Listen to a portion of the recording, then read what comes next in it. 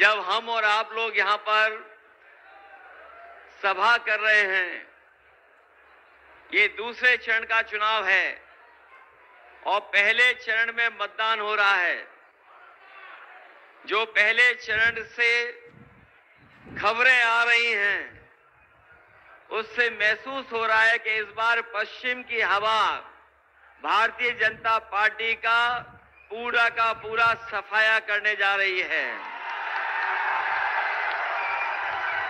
और लग तो ये रहा है कि भारतीय जनता पार्टी का पहला शो ही फ्लॉप हो गया है। न केवल इनका शो फ्लॉप हो गया है, बल्कि इनके घिसे पिटे डायलॉग भी जनता सुनना नहीं चाहती है। जो अब तक भारतीय जनता पार्टी के लोग कहानी बना रहे थे, वो कहानी भी अब कोई सुनना नहीं चाहता है। और इधर पिछले 10 साल में भारतीय जनता पार्टी की जो पहचान बनी है, वो झूठ और लूट की बनी है। शायद इतना झूठ किसी राजनीतिक दल ने नहीं बोला होगा जितना भारतीय जनता पार्टी ने बोला है। और महसूस ये हो रहा है कि पूरे ब्रह्मांड में सबसे झूठी पार्टी अगर कोई है तो वो भारतीय जनता पार्टी है। मुझे खुशी है इस बात की कि इस बार डॉक्टर के मुकाबले में डॉक्टर खड़े हैं। मुझे तो कुछ लोग ये बता रहे थे कि आप इस इलाके में इसलिए हार रहे हो क्योंकि आप किसी डॉक्टर के मुकाबले कोई डॉक्टर तैयार नहीं कर पाए हो।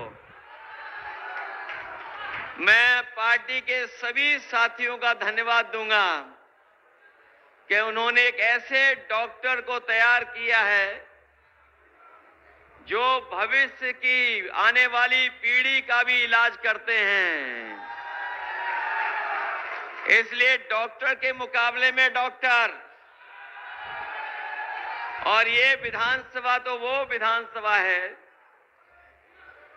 जो रिकॉर्ड बना सकती है। ये विधानसभा तो ऐसा रिकॉर्ड बना सकती है कि अगर हम पिछले चुनाव के वोट देखें तो यहां पर जनता ने लगभग 1 लाख वोट दिया था। अब तो मैं सरों पर सम्मान और पगड़ी देख रहा हूं। जो परंपरागत कहीं और वोट डालते थे, इस बार मैं इनकी राजनीतिक चेतना का बहुत बहुत आभार प्रकट करता हूं कि पगड़ी और सम्मान के साथ इस बार साइकिल की मदद करने जा रहे हैं। ये 10 साल बाद बीजेपी के लोग आपसे वोट मांगने आ रहे हैं और इनके होर्डिंग देख लो। जो डबल इंजन की सरकार अपने आप को कहते हैं, दूसरा चेहरा होर्डिंग से गायब है। जो बड़ी बड़ी होर्डिंग लगी हैं गाजियाबाद में, नोएडा में या देश के कोने कोने में, कहने के तो डबल इंजन सरकार है, लेकिन एक चेहरा है, दूसरा चेहरा गायब है। और जब वोट डालेंगे यहां के लोग तो जो चेहरा अकेला होर्डिंग पे दिखाई दे रहा है वो भी गायब हो जाएगा। और इस बार तो गाजियाबाद से लेकर के गाजीपुर तक सफाया होने जा रहा है। ये सरकार बचेगी कैसे? कैसे बचेगी सरकार? इंडिया गठबंधन इस बार इनके मुकाबले के लिए तैयार है। मैं जानता हूं बहुत से लोग ये चाहते थे गठबंधन हो जाए, गठबंधन की इच्छा रखते थे। कुछ लोग बोल नहीं पाते थे, दिल ही दिल में रखते थे कि गठबंधन हो जाए। बताओ समाजवादियों ने आपके दिल की बात की है कि नहीं की है?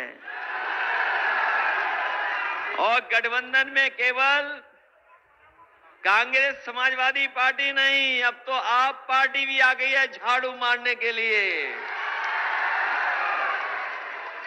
और हमारे किसान नेता मंच पे कह रहे हैं, जो हमारे किसान संगठन के नेता हैं, ये जानते होंगे इन्हें कितना सरकार से लड़ना पड़ा है।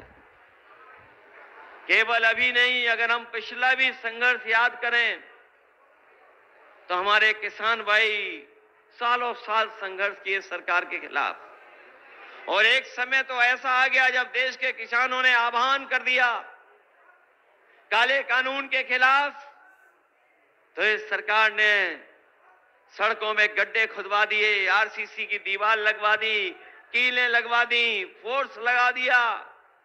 कोई अगर ट्रैक्टर के लिए डीजल भरवाने जाता था तो डीजल नहीं मिलता था, पाबंदियां लगा दी, पुलिस खड़ी कर दी जगह जगह। लेकिन हम अपने किसान भाइयों को बधाई देंगे, वो सालों साल रुके रहे, शहीद भी हुए, लेकिन वो पीछे नहीं हटे। अंततः सरकार को पीछे हटना पड़ा और तीनों काले कानून उन्हें वापस लेने पड़े। मैं अपने किसान भाइयों को आज के दिन, जब देश का चुनाव होने जा रहा है, मैं आपको ये बताना चाहता हूं कि इंडिया गठबंधन और समाजवादी पार्टी ने तय किया है कि जब भी सत्ता में आएंगे तो हमारे किसानों के लिए कानूनी एमएसपी का अधिकार दिलाने का काम हम लोग मिलकर के करेंगे। जो लोग कहते हैं कि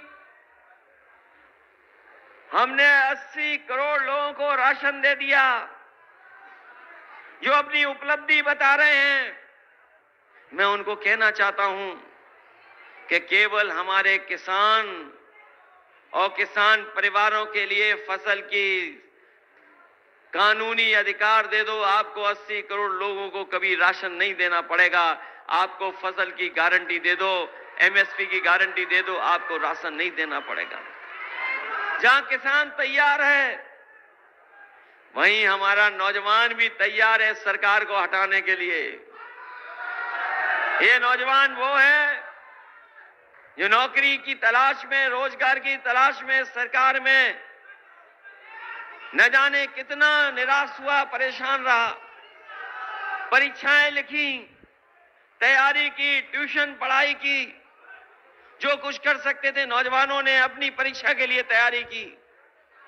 लेकिन दुर्भाग्य है कि भारतीय जनता पार्टी की ऐसी सरकार है जहां पे कोई परीक्षा होती है उसका पेपर लीक हो जाता है।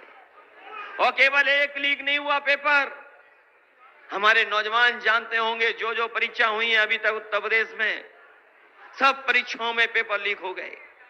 और अभी तक 9 से ज्यादा परीक्षाएं के पेपर लीक हुए हैं। किसी को नौकरी नहीं देना चाहती सरकार। अभी हमने जब गणित का हिसाब किताब लगाया तो मैंने कहा कि अगर उत्तर प्रदेश में जो परीक्षाएं, जिनके पेपर लीक हुए हैं, उन नौजवानों की संख्या 60 लाख है, और यही 60 लाख नौजवान अगर उनके मां बाप को जोड़ दें तो 60 लाख परिवारों में 3 सदस्य हो गए जो इस सरकार के खिलाफ हैं।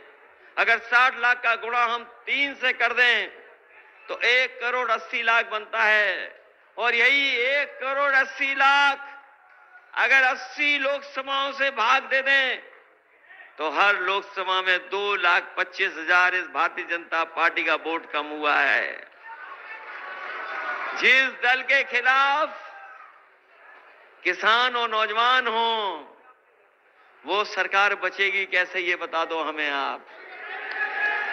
क्या सरकार बचेगी?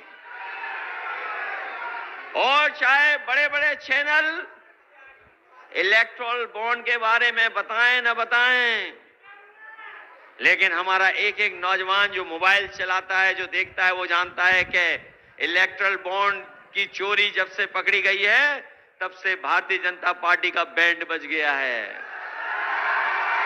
और जब कभी इलेक्टोरल बॉन्ड के बारे में बात होती है तो बीजेपी के लोग घबरा जाते हैं, कईयों को बेहोशी छा जाती है। इलेक्टोरल बॉन्ड का नाम सुनते ही भारतीय जनता पार्टी के कुछ नेता इलेक्ट्रोल की मांग करते हैं, इलेक्ट्रोल की मांग करते हैं, इतना घबरा जाते हैं कि उनके पास कोई जवाब नहीं है, इलेक्ट्रोल पीने का काम कर रहे हैं। बताओ इलेक्ट्रोल बॉन्ड में चोरी हुई है कि नहीं चोरी हुई है? कोई चंदा दे तो कम कम चंदा देता है, कोई 5,000 देता है, 10,000 देता है, 1 लाख देता है, 2 लाख देता है, लेकिन कोई 50 करोड़ नहीं देता है, 100 करोड़ नहीं देता है, 1,000 करोड़ नहीं देता है। याद है कि नहीं याद है? बीजेपी के लोगों ने कहा था कि न खाएंगे न खाने देंगे, लेकिन ये बीजेपी के लोग तो ऐसा खा रहे हैं कि डकार भी नहीं ले रहे हैं। बताओ ये डकार भी ले रहे हैं कि नहीं ले रहे हैं? इसलिए सावधान हो कि नहीं सावधान हो आप लोग? जहां तक विकास की बात हो रही है, ये लोग विकास नहीं कर रहे हैं, केवल विकास के नाम पर प्रचार कर रहे हैं। मैं अपने तमाम लोगों को कहना चाहता हूं, ये चुनाव जहां किसान और नौजवान के भविष्य का है, वहीं ये चुनाव संविधान को बचाने का भी चुनाव है, ये चुनाव लोकतंत्र बचाने का भी चुनाव है, ये चुनाव हमारे आपके भविष्य के साथ साथ आने वाली पीढ़ी के भविष्य का भी चुनाव है। इसीलिए हम लोगों ने गठबंधन बना करके इस भारतीय जनता पार्टी का मुकाबला करने का काम किया है। और जिस तरह का समर्थन मिल रहा है, जिस तरह का सहयोग मिल रहा है, और कई ऐसे समाज के लोग निकल पड़े हैं सरकार को हराने के लिए निकल पड़े हैं, और हर तरफ इनके खिलाफ पंचायतें हो रही हैं, खुल करके लोग इनके खिलाफ आ गए हैं। और ये जो डबल इंजन की सरकार है, इस चुनाव में केवल एक सरकार नहीं जाएगी, एक वोट डालोगे लोकतंत्र संविधान तो बचेगा, 2-2 सरकारें चली जाएंगी, ये रोक नहीं पाएंगे। इसलिए हम आपसे कहना चाहते हैं कि ये जो एनडीए वाले, ये जो गठबंधन बना करके घूम रहे हैं बीजेपी के लोग, ये कह रहे हैं कि परिवारवाद की परिभाषा दे रहे हैं। हमने तो कई मौकों पर कहा और फिर कहता हूं कि बीजेपी के लोग संकल्प लें कि किसी भी परिवार वाले को टिकट नहीं देंगे और किसी भी परिवार वाले से वोट नहीं मांगेंगे। क्या ये बीजेपी के लोग ये संकल्प ले सकते हैं? इन्हें हमारा आपका परिवार दिखाई दे रहा है, लेकिन उन्हें अपना सबसे खतरनाक परिवार नहीं दिखाई दे रहा है, जो नफरत फैला रहा है, समाज में दूरियां पैदा कर रहा है, साजिश भी करता है, षड्यंत्र भी करता है। पूरे दुनिया का सबसे खतरनाक परिवार अगर किसी के साथ है तो वो भारतीय जनता पार्टी के साथ है। इसलिए सावधान रहोगे कि नहीं रहोगे? मैं आपसे एक बात और कहना चाहता हूं, जब कभी हम लोग तानाशाही का नाम लेते हैं, हिटलरशाही का नाम लेते हैं, तो हमें और आपको वो जर्मनी याद आ जाती है। याद रखना, जो जर्मनी का तानाशाह था वो लोकतंत्र के माध्यम से ही, वोट के माध्यम से ही पहुंचा था, और एक बार गद्दी पर बैठ गया था, फिर गद्दी से नहीं हटा। इसलिए हम आपसे अपील करना चाहते हैं, आज तो वोट डाल ही रहे हैं लोगों ने ऐतिहासिक वोट डाला, अभी तो शाम तक वोट डालेंगे।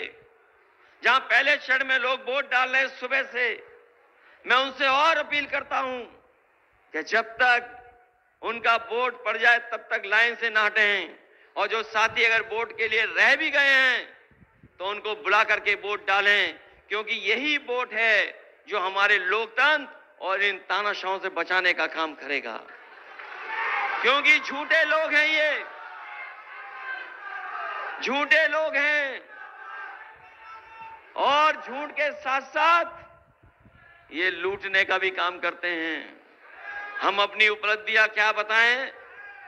हमारे बुलंदशहर और नोएडा, ग्रेटर नोएडा के लोग जानते होंगे कि जब जब समाजवादी सरकार आई है, काम किया है। आज भी सड़कों पर अगर कोई तकलीफ और बीमारी में है, परेशानी में है, अगर कोई फोन मिलाता है, एम्बुलेंस मांगता है, तो फोन करने पर अगर एम्बुलेंस पहुंचती है तो वही एम्बुलेंस है जो कभी समाजवादियों ने शुरू की थी, वही हमारे गरीबों की मदद कर रही है। बताओ बीजेपी ने कितनी एम्बुलेंस बढ़ा दी? अगर बढ़ाई हो बीजेपी ने एम्बुलेंस तो बता दो। और इसी तरह पुलिस समय पर पहुंच जाए, लोगों की मदद करे। अगर कहीं झगड़ा हो जाए, कोई एक्सीडेंट हो जाए, तो फोन मिलाने पर पुलिस मदद के लिए पहुंच जाती थी। ऐसा 100 नंबर दिया था। लेकिन बीजेपी के लोगों ने 100 नंबर को 112 कर दिया। और जब से 112 किया, पुलिस ने भी अपना रेट बढ़ा लिया। बताओ, बढ़ा लिया रेट कि नहीं बढ़ा लिया? ये लोग कभी कभी हम लोगों पर गुस्सा दिखाते हैं, लेकिन हम इन्हें कहना चाहते हैं, अभी कुछ दिन पहले याद होगा आपको, कुछ सालों पहले सरकार ने फैसला ले लिया कि जो हमारी फौज की भर्ती है, जो हमारी पक्की वर्दी पहन करके नौजवान सेवा करने जाते थे